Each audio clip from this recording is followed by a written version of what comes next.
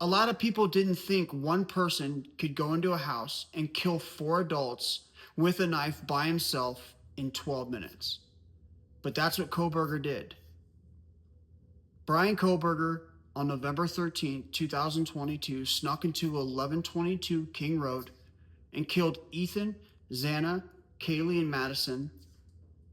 And after 12 minutes, he was on his way home. Xana was stabbed 50 times. Kaylee was unrecognizable. She was stabbed, beaten. Ethan, his throat was slit. Madison, her lung was punctured.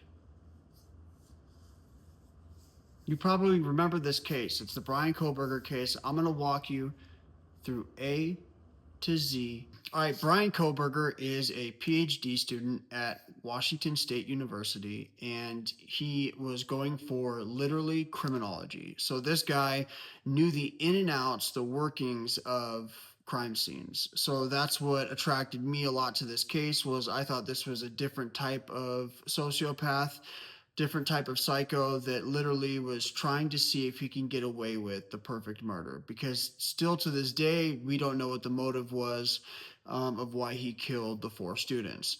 So, for example, one of the things that he was doing for his PhD was, one of the papers that he had to do was walking through a crime scene, and you have to literally collect all the evidence, make sure you don't cross contaminate. So this guy was literally a brainiac at crime scenes, and people think that that's one of the reasons why he did do this killing, is because he had some type of fascination towards it, for sure. All right, it's November 13th, 2022. Here's a photo of all six college students who were in that house that night. Only four of them passed away. So I'm going to bring you an animation and walk you step by step what Brian Kohberger did.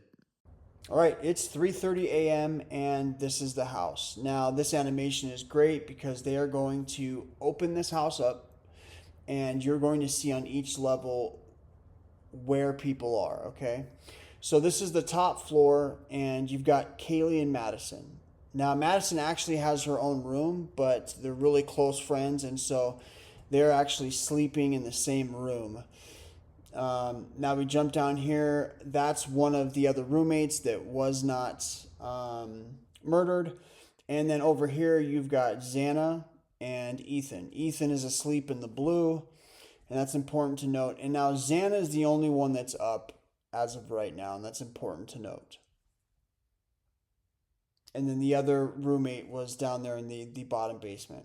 Now here you've got Brian Kohberger. He's coming for his first pass. And here's the actual footage of him coming, and he's scoping out the house.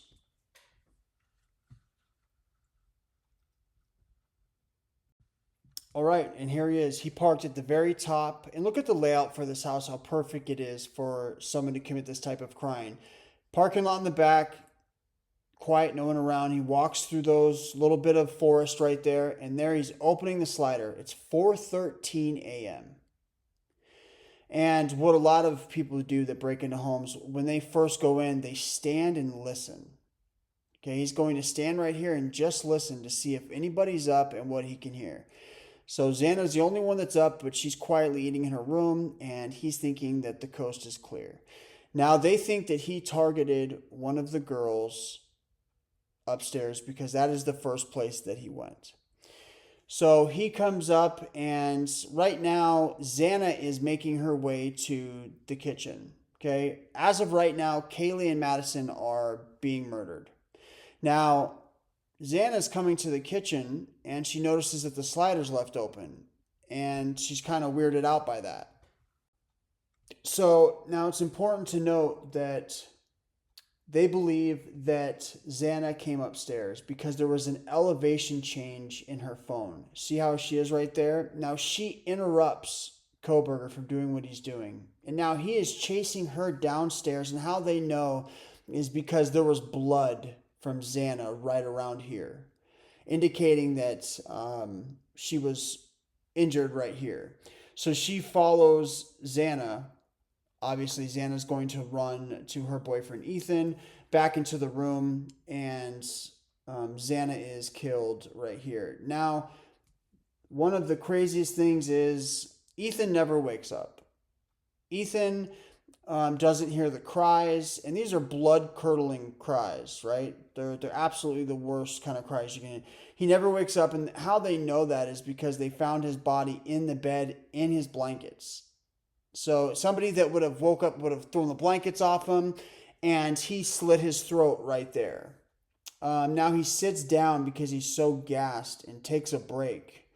Um, and they say it's only about 30 seconds, they believe. And then he gets up and he knows that time is of the essence. He's got to hurry up and leave. And he goes to leave the house. Now, there's Bethany, and because she's a witness, she saw somebody leaving the house with a mask on. And there he goes. Um, he leaves the house, and all 4 students are murdered, and she doesn't call for another 7 hours. Doesn't call the police for another 7 hours. She believes, it's a party house, anything like that. She wasn't sure what she saw. So the cops don't get called until, I believe, 11 o'clock the next morning. But what she does start doing is these are all the phones lighting up. She's texting, "Hey, are you guys up? I just saw someone weird in the house. Are you there? Are you there?" Well, remember, there's another roommate in the very bottom of the basement. So she starts texting and saying, "Hey, I just saw some weird guy in the house." I mean, even though he was wearing a ski mask, and I know that's hard to wrap your head around, but yes, she saw a ski mask, and she saw Xana laying on the floor, but she thought she was drunk, passed out. So she runs downstairs. She's scared. Her and that girl are texting like, "I'm scared. I'm weirded out. No one's answering me." So they just go to bed and don't call the ambulance until 11 o'clock the next morning. This is Brian Kohberger's path home. Okay, so this is him leaving and going back to his house, and he drives a very certain strategic way so he doesn't get caught. These are some of the things and the type of effort he put in to not get caught. I want to protect this guy, but I won't give out all the details. I'll be general, but yeah, she was stabbed over 30 plus times, and she was struck, and there was quite a bit of damage to her face. All right, so Brian Kohberger makes a major mistake. He left behind the knife sheath. So a sheath is what holds the knife when you want it attached to your belt. That gets left at the crime scene, and what's on that sheath is his DNA. So they link it back to him, obviously, and they raid his parents' house where he was staying at the time, and they arrest him. He fights for 3 years, saying that he's innocent, and then after losing battle after battle in the courtroom as far as motions and things like that, he realizes that the gig is up, and he pleads out and saves his life. He doesn't get the death penalty, and now he's doing 4 consecutive life terms in prison. I hope you guys liked the video. Please subscribe, make sure you like it, and have a good one.